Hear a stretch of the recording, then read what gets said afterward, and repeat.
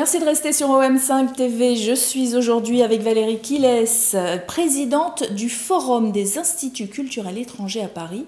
On va présenter donc le FICEP, c'est comme ça que ça s'appelle. Et puis il y a également Bérénice qui est avec nous, Jayak qui est coordinatrice du FICEP. On va parler ensemble des activités du FICEP. Qu'est-ce que fait le FICEP et où ils sont installés? Bonjour à mes deux invités. Bonjour. Alors ce FICEP, il est installé dans un centre culturel, mais on le disait juste avant que l'émission ne démarre, que c'est un lieu qui peut changer pour vous, parce que vous êtes une association au départ. Donc on va voir avec la présidente, donc Valérie, le FICEP exactement c'est quoi? Alors le FICEP est une association, donc Forum des Instituts culturels étrangers à Paris, qui regroupe les centres et instituts culturels étrangers basés dans la capitale sous forme associative. On est à l'heure actuelle 54 membres de centres et instituts qui représentent leur culture et leur langue sur le territoire parisien et francilien. Alors par exemple, quels pays sont représentés? Parce qu'on ne va pas tous les citer. Non, on ne va pas tous les citer, on va peut-être citer aussi les historiques qui sont au cœur de la fondation de ce forum.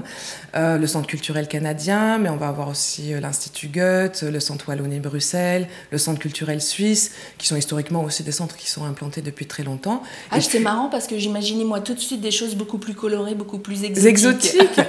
On a aussi le centre culturel égyptien via l'ambassade d'Égypte, on a les Suédois, les Norvégiens, la Scandinavie est aussi très exotique à mon sens. Bien sûr. Plus récemment aussi, on a un groupement, une association qui s'appelle Europe Mosaïque, qui est là pour représenter les langues et cultures créoles, et ça on en est très content aussi. On a l'Institut du monde arabe, qui est un de nos grands partenaires, la Maison du Japon. Donc on est vraiment sur tous les continents, avec un tropisme européen un petit peu plus grand, mais et à vocation assez élargie aussi. On est 54, on peut devenir plus. Toutes les cultures ne sont pas encore représentées. Et dans vos missions, quand vous travaillez dans les centres culturels, c'est quoi? C'est d'apporter justement aux centres culturels d'autres cultures? Ou comment se fait la jonction, la collaboration avec les centres? Ça, c'est très intéressant parce qu'en fait, chaque centre culturel a déjà pour première vocation de promouvoir sa propre culture en termes de diffusion de ses artistes ou diffusion de sa langue. L'intérêt du Forum des instituts culturels étrangers, c'est de pouvoir partager ces choses-là. Alors ça va se faire de façon commune quand on fait des opérations de festivals, de cinéma où chacun va programmer, mais aussi d'inviter la culture de l'autre dans son propre centre ou dans un autre centre, c'est-à-dire de mélanger qu'on puisse avoir un groupe d'Azerbaïdjan qui joue au Goethe Institut ou les Autrichiens qui seront accueillis par les Suisses, ou enfin voilà, de façon le Luxembourg qui va être accueilli par tout un tas de membres parce que certains n'ont pas de lieu propre. Bien sûr.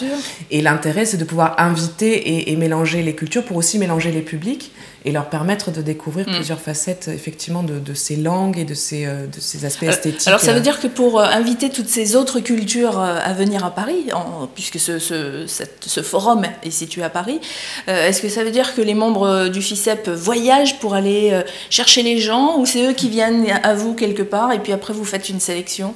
Alors chacun a sa propre politique, donc chaque centre va définir sa ligne artistique et sa programmation, et ça dépend beaucoup des centrales, de leur propre pays, de comment les programmations vont être amenées. Donc ça, c'est chacun est maître chez lui. Après, sur les projets communs où on fait un appel à tous nos membres en disant qui veut participer à la semaine des cinémas ou qui veut participer à la nuit de la littérature, chaque centre propose une programmation, donc chacun est le propre directeur artistique. Vous allez faire votre programmation et ensuite à Paris. Et on coordonne tout ça et on en fait une communication commune pour permettre au public de voyager justement entre ces centres et de découvrir de façon un peu plus concentrée différentes cultures et l'existence d'ailleurs de ces centres qui sont des fois parfois méconnus et qui sont souvent dans de très très beaux lieux. Oui, et puis alors des spectacles de qualité, parce que je regardais votre site.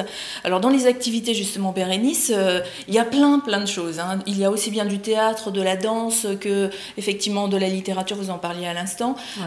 C'est un programme qui est connu déjà à l'année. Par exemple, si aujourd'hui on dit voilà, au mois de juillet on sait ce qu'il y aura, ou c'est au moins le mois? Alors, en fait, on a 4 grandes manifestations qui sont organisées donc, sur l'année. Donc, la première est un festival de cinéma qui se passe donc, là du 9 au 15 mars, la semaine des cinémas étrangers, qui sera sur la thématique de l'humour, où donc chaque institut participant propose un film et sera diffusé soit dans un autre institut culturel, soit dans un cinéma. Donc ça, c'est vraiment le volet cinéma, c'est la 2e édition. Donc c'est vraiment un nouveau projet. Je trouve ça super, ça veut dire qu'on peut avoir des films de tous les pays en fait. Oui, alors là il y en a 18. 18 pays qui sont représentés. 18 pays d'Europe, d'ailleurs, c'est un peu mélangé. Principalement Europe, mais c'est aussi ailleurs. On a par exemple un film égyptien qui sera probablement très très drôle. Un film palestinien Un aussi. film palestinien, oui, donc c'est pas du tout strictement européen. Ensuite, donc, on a la Nuit de la littérature qui se déroulera le 30 mai dans le quartier du canal Saint-Martin. Donc là où des auteurs étrangers investissent un lieu d'un quartier de Paris pour des lectures de 40 minutes. Ah oui, donc il faut des lectures à voix haute ? Oui, alors en fait, c'est un comédien qui lit des extraits d'une œuvre d'un auteur étranger, et après il y a une discussion possible entre le comédien, l'auteur et le public. Ah, c'est super. Donc c'est un parcours. Donc ça veut dire qu'il y a plusieurs comédiens ou c'est un comédien qui fait tous les... C'est un comédien par Quel travail auteur. Par auteur, oui. Donc on aura l'occasion de découvrir plein d'acteurs en même temps. C'est ça. Et c'est le public qui se déplace, puisque ça a lieu dans différents lieux, donc il y a une itinérance de passer... Un parcours à faire. C'est ça, donc le public aura vraiment le choix entre découvrir des œuvres plutôt théâtrales, des romans, la fiction, on a déjà eu de la BD ou de la jeunesse, donc c'est vraiment de la littérature très large. Lire de la BD, ça doit pas être évident. Faut être un petit peu clown, hein, C'est bien d'être un peu clown, comédien. Oui. Donc des expositions aussi, hein. Des expositions, donc hormis la programmation vraiment annuelle de chaque institut, dans le cadre de la Semaine des cultures étrangères, qui est vraiment l'événement phare du FICEP, dont on fêtera cette année la 14e édition. Déjà, oui, c'est vraiment l'événement pour lequel le FICEP a été créé. Donc c'est un festival pluridisciplinaire où, sur une thématique qu'on décide en fait tous ensemble quelques mois à l'avance, où du coup sont programmées des expositions, des concerts, des ateliers, des conférences, des lectures. Enfin, voilà, c'est vraiment très très large. Et alors, quand on veut connaître tout le programme, on va simplement sur votre site. Oui, alors sur notre site, on a donc plusieurs rubriques. Principalement donc une rubrique tout ce qui se passe en ce moment, enfin dans le mois, dans les instituts culturels, donc où là on retrouve vraiment tous les événements, donc à la fois l'exposition, littérature, spectacle, théâtre, etc. Et après il y a une rubrique qui reprend par événement commun, où là du coup on aura toute la programmation de chaque grande manifestation organisée par le FICEP. Alors le fait que le FICEP soit une association qui travaille dans un centre culturel, est-ce que votre objectif en fait c'est de mettre en avant les cultures, toutes les cultures, et de faire en sorte qu'elles soient accessibles plus facilement au public? Donc est-ce que vous faites aussi des efforts au niveau des tarifs, parce qu'on sait qu'il y a tellement de choses à voir à Paris. Quelle est votre politique par rapport à ça? Alors, il y a une politique qui aussi elle-même dépend de chaque centre. Certains ont une politique de gratuité sur quasiment tous leurs événements. D'autres centres ont une politique de tarifs payants, mais à des tarifs défiant toute concurrence. Oui.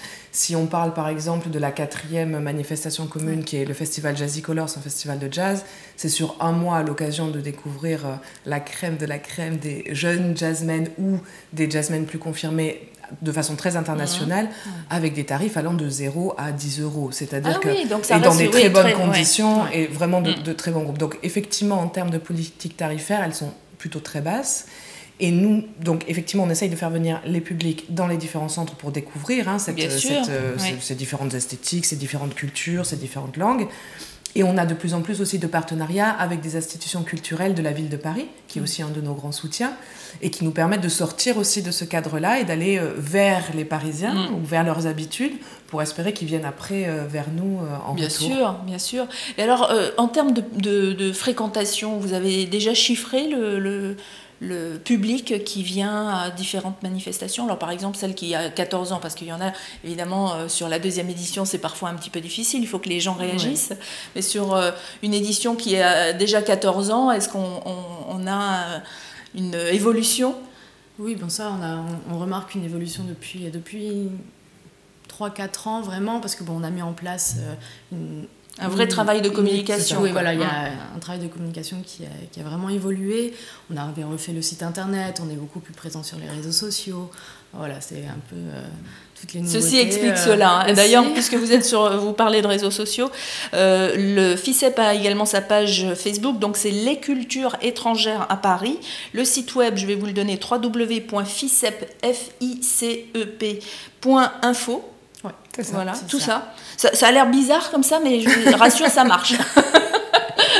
Et qu'est-ce qu'on peut dire encore aux gens qui hésiteraient à se déplacer lors de ces événements? Parce que j'ai l'impression, en regardant votre programmation, que c'est que des choses exceptionnelles, des choses assez rares quand même, qui sont proposées. C'est l'occasion de voir aussi certains spectacles qui n'ont jamais été proposés en France. Pour certains groupes de musique, c'est leur première date à Paris ou souvent leur première date en France. On a un très bon retour du public qui est très étonné aussi de pouvoir assister à ça.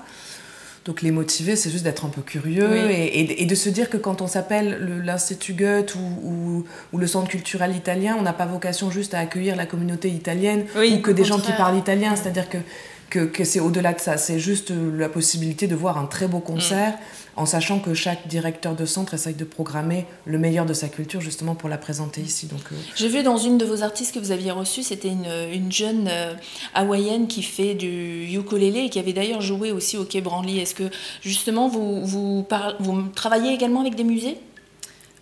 Ça peut arriver. Et vraiment les instituts principalement. Oui. Nous, le FICEP, on peut avoir quelques contacts pour des manifestations précises, comme on avait fait pour l'année de la littérature l'année dernière avec le musée Victor Hugo, ou les archives nationales aussi, avec lesquelles on... Oui, donc vous êtes assez libre. C'est une association ou même en termes de bureau, enfin de siège social qui bouge.